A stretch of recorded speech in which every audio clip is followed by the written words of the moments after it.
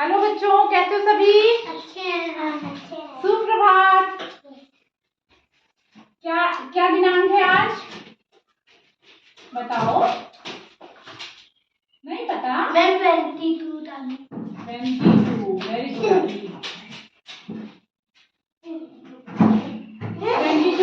22 अप्रैल है ना?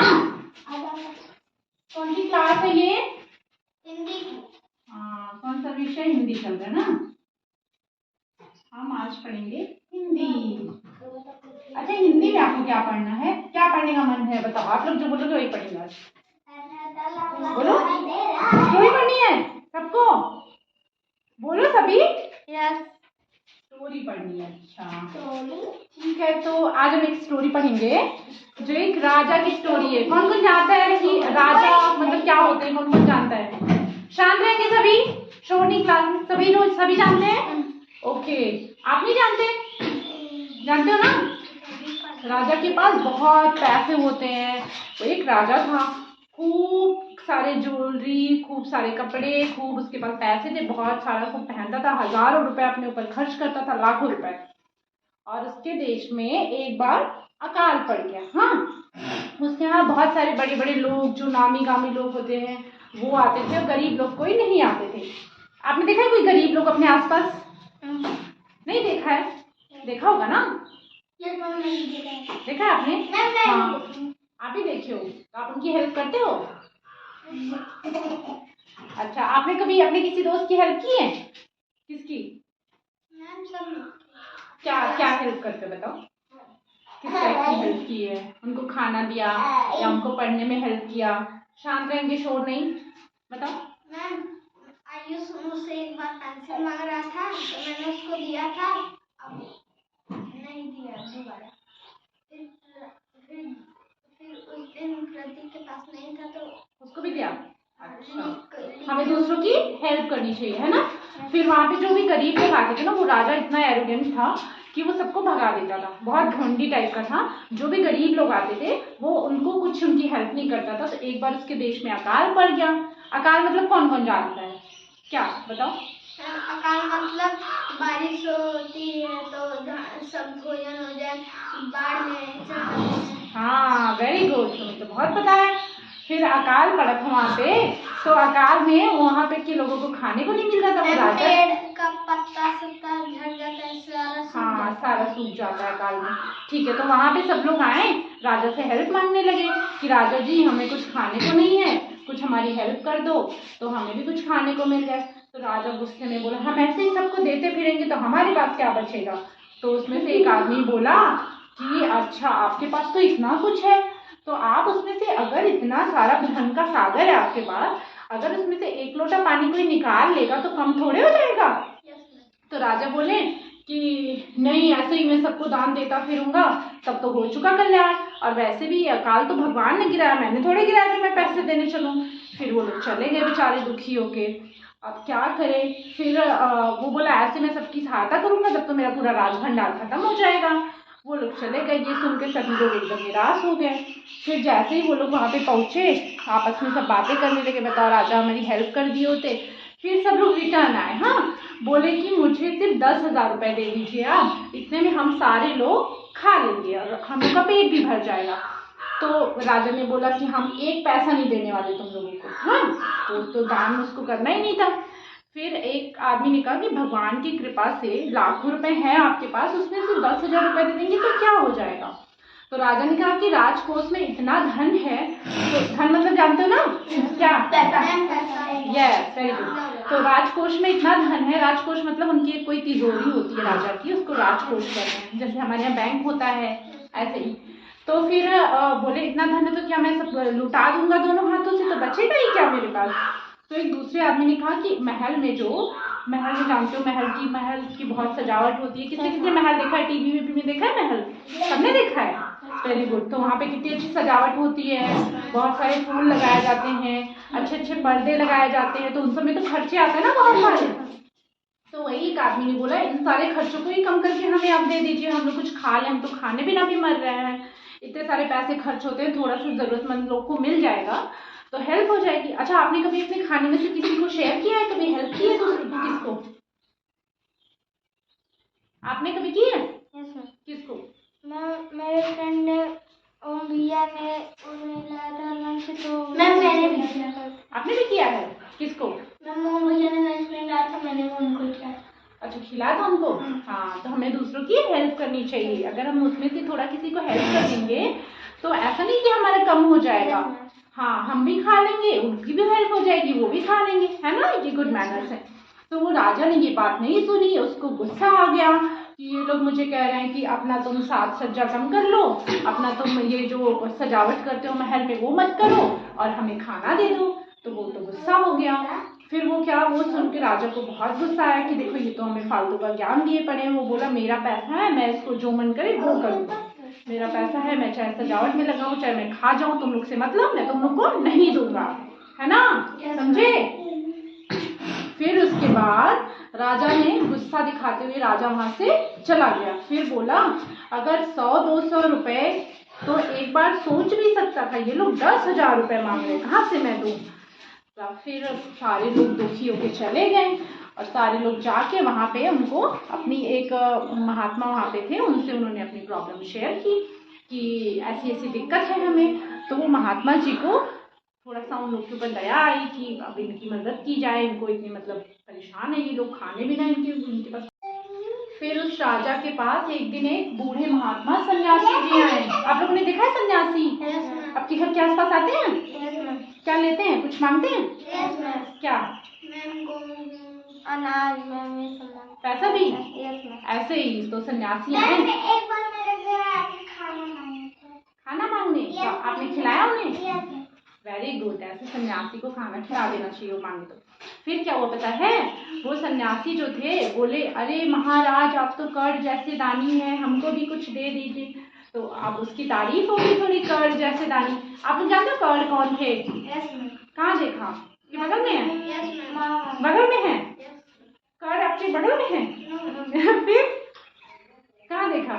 टीवी में। अच्छा, टीवी में देखा, महाभारत में। Okay, very good. फिर क्या हुआ? वो बोलते हैं राजा जी आप तो कर्ड जैसे दानी हैं। तो क्या हुआ कि बोले आप तो दानी है तो मुझे कुछ दान में दीजिए। तो कहते हैं क्या चाहिए? बोले ज्यादा नहीं लूंगा मैं, लेकिन मेरा भिक्षा लेने का नियम थोड़ा अलग है। बोले कैसा नियम? तो कहें कि मेरा नियम ये है कि जो पहले दिन मैं जितना भिक्षा लूंगा दूसरे दिन उसका डबल लूंगा, तीसरे दिन उसका डबल, चौथे दिन उसका डबल। जैसे अगर आपको पहले दिन 1 रुपया भिक्षा में देंगे तो दूसरे दिन 2, फिर तीसरे दिन कितना? उसका डबल। 2 का डबल कितना? 4। 2 का डबल 4, 4 का डबल 8। Very good. ऐसे ही उसको भिक्षा चाहिए थी। तब राजा सोचा कि ऐसे डबल डबल करके तो 20 दिन में बहुत हो जाएगा। तो उसने बोला ठीक है ज्यादा नहीं, अगर 2-4 पैसे आपको चाहिए तो हम दे देंगे, है ना? उससे बोले सन्यासी से। सन्यासी बोला 2-4 पैसे नहीं चाहिए मुझे तुम पहले दिन बस 1 पैसे दे दो, 1 रुपए। 2-4 रुपए नहीं, पहले दिन बस मुझे 1 रुपए दो, फिर दूसरे दिन दुगना, तीसरे दिन दुगना, चौथे दिन ऐसे ऐसे करके मुझे देना। अब राजा सोचा ये तो बहुत ही कम पैसे हैं, 1 रुपए, है ना? 1 रुपए तो कम ही होते हैं। फिर क्या हुआ? वो बोला ठीक है हम दे देंगे, 20 दिन तक आप भिक्षा ले लीजिए। फिर वो पहले दिन 1 रुपए, दूसरे दिन 2 रुपए, तीसरे दिन 4, चौथे दिन 8, पांचवें दिन 8 का डबल, 8 दूनी 16, फिर 16 दूनी 32 टू था आपको नहीं पता? अभी आप 64। Very good. कैसे पता आपको? आप इतने छोटे हैं, आपको बहुत पता है। ओके, फिर 64 टू ऐसे ऐसे करके जब पैसा हो गया 5 लाख के अप्रॉक्स, बहुत ज्यादा हो गया, जाके 12-15 दिन ऐसे डबल डबल होते होते। फिर जो भंडारी था जो पैसे रखा था वो तो एकदम देख के डर गया, बोला तो राजा को पूरा पैसा ही चला जाना है इसमें। तब वो जाके मंत्री से बात किया, बोला मंत्री जी ये तो पूरा पैसा चला जाएगा। मंत्री जी बोले 20 दिन हुआ कहाँ, हमको तो पूरा 20 दिन देना है ना। फिर वो पूरा वो लोग जोड़े उस दान का, जो दान देना था उस दान का हिसाब किए। तो इसलिए इस चैप्टर का नाम क्या है पता है? दान का हिसाब। इस चैप्टर का नाम है जो हम हिंदी में पढ़ेंगे वो है दान का हिसाब। जो स्टोरी है ना यही है, दान का हिसाब की कहानी है ये। विषय हमारा हिंदी है, उपविषय दान का हिसाब। तब वो जो राजा रहता है ना वो मंत्री को हिसाब दिखाता है पूरा कैलकुलेट करके। हाँ, फिर कैलकुलेट करके जब उसको हिसाब दिखाता है तो मंत्री देखता है तो एकदम हैरान हो जाता है। ये तो लास्ट वाले जब 20वां दिन था, मान लो ये 20वां दिन है, तो यहाँ पे लगभग 10 लाख से भी ज़्यादा पैसे हो जा रहे थे। अप्रॉक्स 10,48,000 रुपये, मतलब 10.5 लाख के बराबर। अब तो राजा सोचा मैं तो 10,000 रुपये नहीं दे रहा था, यहाँ तो मेरा 10 लाख चला जाएगा। फिर जो मंत्री था वो राजा के पास गया था और कि राजा जी आपने जो दान देने के लिए बोला, ये तो हमारा पूरा पैसा ही खाली हो जाएगा, वो लोग जोड़े तो है नहीं कि लास्ट में इतना हो जाएगा। फिर राजा घबरा गया, फिर आया वो महात्मा के पैरों पे गिर गया, बोला महात्मा जी आप कुछ करिए, मेरा इतना पैसा तो मेरा पूरा पैसा ही खत्म हो जाना है 10 लाख रुपए में। महात्मा बोले एक शर्त पे तुम्हें माफी मिलेगी। तो बोले क्या? बोले 50,000 रुपये मुझे दे दो, तो बाकी मैं 10 लाख रुपए नहीं लूंगा। महात्मा को लगा 50,000 रुपये तो मैं जनता में दे दूंगा, वो लोग जो खाने बिना मर रहे बेचारे वो खा लेंगे अच्छे से, जिन अकाल जो पड़ गया है। तो फिर वो 50,000 रुपये पे बात की। अब राजा सोचा 50,000 रुपये भी तो बहुत है, वो तो 10,000 नहीं दे रहा था। फिर बोला कि महात्मा 5,000 रुपये ले लीजिए, उन लोग को खाने भर का बहुत हो जाएगा। बोले नहीं, मुझे या तो 50,000 ये, या तो मुझे पूरा जो 20 दिन का जोड़ के चाहिए 10 लाख, उतना पूरा चाहिए। अब राजा फंस गया, सोचा उतना देने से अच्छा है, पैरों पे गिर गया। अब सोचा कि इतना देने से अच्छा है 85,000 दे दूं। तो फिर वो उसको 50,000 दिया। तो फिर जो महात्मा थे वो चले गए पैसा लेके, अपना जनता में वो पैसा बांट दिए। उसके बाद पूरे देश में खबर फैल गई कि अकाल के टाइम पे राजकोष से महाराजा ने, मतलब राजा जी ने सबको पैसे दिए, और वो तो कर्ण जैसे दानी है। कर्ण को देखा ना टीवी में? हाँ, तो उन्हीं के जैसे दानी है, वो राजा के बारे में प्रचार हो गया। अब बताओ राजा दान क्यों नहीं देना चाहता? अब हमने तो स्टोरी बता दी, अब उस स्टोरी में से हम जो क्वेश्चन पूछेंगे आपको बताना पड़ेगा। शोर नहीं, सब लोग ध्यान देंगे क्वेश्चन की तरफ। चलो बताओ, वो क्यों दान नहीं देना चाहता था? मैम वो तो लालची था और अपना पैसा बचाने के लिए दान नहीं देना चाहता था। यस, आप बताओ। बहुत कंजूस था। बहुत कंजूस था। हाँ, अपना सारा पैसा अपने ऊपर खर्च करना चाहता था। Very good. फिर अब जो राज दरबार था उसमें राजा को सब मनी मन बुरा क्यों मानते थे?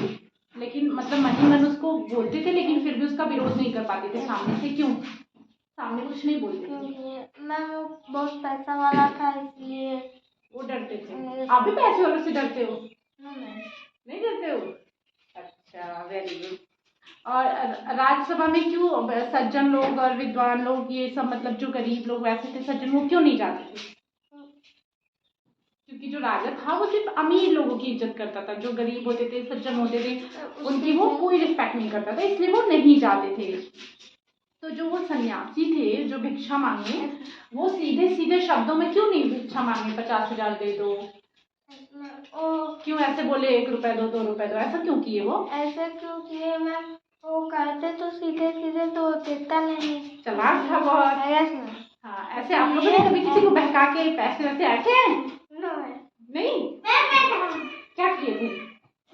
एक को सब्जी मंगवाया था, उसका आधा पैसा बच गया था, मैं रख दिया था। हाँ, आपने ऐसा किया? ऐसे नहीं करते ना, ऐसे जो करते हैं बहुत, उसको बहुत नुकसान हो जाता है। देखो राजा बहुत चालाक था ना, ऐसे किया तो उसको कितना नुकसान हो गया। 10,000 नहीं देना था उसे, 50,000 चले गए। फिर अच्छा बताओ, दान के वक्त तो मतलब हिसाब देखकर जो मंत्री था वो क्यों एकदम मतलब घबरा क्यों गया? ऐसा उसका हिसाब देख के, ऐसा क्या था हिसाब में? क्योंकि मैम 10 लाख। यस मैम, वो पैसा चला जाता तो उन लोग छोड़ के भाग जाते, उन लोग को पैसा ही नहीं मिलता, इसलिए पूरा पैसा खाली हो जाता। वो तो 10,000 नहीं दे रहा था, 10 लाख रुपए कहाँ से आते, है ना? सन्यासी की बात सुनकर, जब सन्यासी थे जो जिन्होंने मांगा 1 रुपए 2 रुपए, तो राजा तुरंत क्यों तैयार हो गया? क्योंकि वो 1 रुपया सोचा कि ज्यादा नहीं, कम पैसे लगेंगे, तो डबल होते होते ज्यादा हो गया। अच्छा ये बताओ, आप लोगों को ना स्टोरी आपने सुनी, सबको अच्छी लगी? Yes ma'am. लेकिन मैम एक काम बोल रही है, आपको करके आना पड़ेगा होमवर्क कल। क्या? ये पैसे को पहला दिन ऐसे लिखोगे, ठीक है? पहला दिन, दूसरा दिन, फिर ऐसे ही ऐसे करके दूसरा दिन, तीसरा दिन सब लिखोगे। लास्ट में 20वें दिन में कितना पैसा आया पूरा लिख के ऐड करके लाओगे। वो तो मैंने बताया ना, 10 लाख नहीं आएगा, और भी आएगा थोड़ा सा, तो पूरा ऐड करोगे, ठीक? 1 2 फिर 4। हिंदी में पहला दूसरा दिन लिख देना और ये ऐसे डबल करते करते 20 डेज तक करके लाना। सब लोग करके लाएंगे। हाँ, एक ही दिन में करना। और क्या 20 दिन में करोगे? स्टोरी सुन के सबको अच्छा लगा? क्या सीखा आपने इस स्टोरी से? मैं किसी का हक नहीं मानती। किसी का हक नहीं मानती। वाह, आपने क्या सीखा? किसी को हरदम दान करना चाहिए, जिसका जरूरत पड़े उसको दान करना चाहिए ना। आपने शोर नहीं मचाएंगे। आप बताओ, आपने क्या सीखा? मैंने कुछ नहीं सीखा। सबकी मदद करना चाहिए। सबकी मदद करनी चाहिए। आप लोग सबकी मदद करते हो? Yes ma'am. ओके। अगर हम मदद नहीं करेंगे तो इकट्ठे हमको बहुत सारा नुकसान हो जाएगा राजा के जैसे। इसलिए थोड़ा थोड़ा अगर किसी को जरूरत हो तो हमें अपनी जरूरतों को देखते हुए उनकी भी जरूरतें पूरी करनी चाहिए, उनकी हेल्प करनी चाहिए। मैम, हम उनकी जरूरत पूरी करेंगे तो कभी हमको भी पड़ेगा जरूरत तो हम लोग भी पूरी करते हैं। हाँ, वेरी गुड। आप बताओ रुद्रांश, आपने क्या सीखा?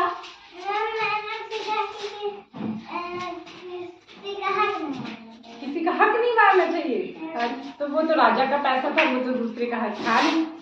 मतलब दूसरों की हेल्प करनी चाहिए। और हाँ, जनता का भी पैसा था, राजा के पास तो वहीं से आता ना, तो किसी का हक नहीं मारना चाहिए। आपको क्लास अच्छी लगी? सब लोग कौन कौन होमवर्क करके आएगा? तो ये वाला सारे लोग दान का हिसाब करके आएंगे ना, राजा का कितना पैसा जाने वाला है। हाँ हाँ, अब क्लास खत्म हो गई, अब छुट्टी। ठीक है, बैठो बैठो। आप लोग क्यों तुरंत भागने के चक्कर में पड़ जाते हो? ठीक है, आपको बर्थडे है? Happy birthday. Thank you. Okay. मेरे एक सब्सक्राइबर की बहुत भारी डिमांड कह सकते हैं, वो बार बार कमेंट्स कर रहे थे। आई थिंक उनका नाम मैं रिकॉल नहीं कर पा रही हूँ। जेन्युइन सब्सक्राइबर है। आई थिंक वो अपनी प्रिपरेशन को लेकर काफ़ी सीरियस हैं। तो उन्होंने मुझे कई बार कमेंट किया कि मैम इंग्लिश और हिंदी की स्टोरी कैसे करेंगे, बताइए। तो मुझे लगा कि हाँ, मुझे भी इस पर वर्क करना चाहिए। तो मैंने देखा, तो फिर मैं कुछ बच्चों को, एक्चुअली मैं घर पे बच्चों को पढ़ाती भी हूँ, मुझे अच्छा लगता है बच्चों को पढ़ाना। तो उनकी पढ़ाई भी हो जाती है मज़े मज़े में, और मेरी डेमोटेशन भी हो जाती है। तो फिर ऐसे ही पढ़ाना है बच्चों को, इंटरेक्ट करना है, स्टोरी से उन्हें कुछ ना कुछ सिखाना है, खुद से वो सीखें उस स्टोरी से। ऐसा बताऊँ कि उनको वो चीज़ें याद भी हों और वो समझे भी, और क्रिटिकल थिंकिंग उनकी डेवलप होगी उससे कि क्या पॉजिटिव कॉन्सिक्वेंसेज हैं, क्या नेगेटिव कॉन्सिक्वेंसेज हैं। तो स्टोरी हमें ऐसे ही इनिशिएट करनी है, और बच्चों को इंटरेक्ट करते हुए, स्टोरी हो या पोएम हो, जो भी हो, बच्चों की क्रिटिकल थिंकिंग, क्रिएटिविटी, ये सारी चीज़ें हमें डेवलप करनी है। आई होप ये वीडियो आपको पसंद आया हो। जैसा भी लगे आप कमेंट सेक्शन में ज़रूर बताइएगा। Best of luck for the interview. और जिनके भी कल अच्छे मार्क्स आए हैं, जिनके भी लिस्ट में नाम है, उनको बहुत बहुत बधाई हो, और आगे अपनी प्रिपरेशन ऐसे कंटिन्यू करते रहें। अभी तो मतलब अभी बहुत कुछ बाकी है, इंटरव्यू है, फाइनल स्टेज तो वही है, हमारा अल्टीमेट गोल यही है कि फाइनल में हमारा नाम आए। तो अभी हमें रुकना नहीं है, मेहनत करते रहना है। PRTs के भी रिजल्ट में भी पॉसिबल 2-4 दिनों में जब भी आ जाए। तो all the best for the interview. Thank you.